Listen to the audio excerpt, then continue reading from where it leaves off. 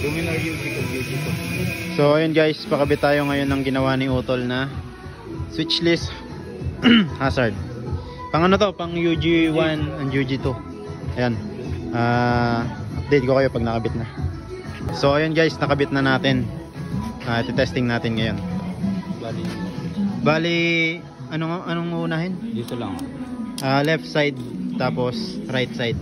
Gagana na yung hazard niya. Yes.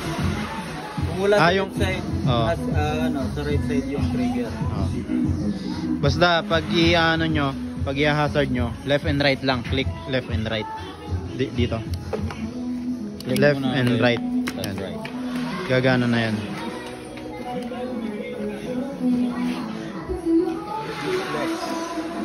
Left. So ayun guys, sa magtatanong kung paano ikakabit to. Bali plug and play lang siya. Ito. Itong kulay red na to, tingnan nyo lang. Hugutin nyo lang yan, tapos salpak nyo yung hazard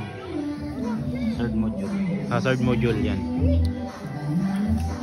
Plug and play lang siya. Bali pag gusto nyong tanggalin nyo lang ulit, tapos balik nyo yung kulay red yan. Balik nyo yan.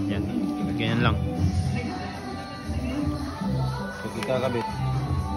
Tapos pag ikakabit nyo naman ulit, ayan, ganun lang. Plug and play lang.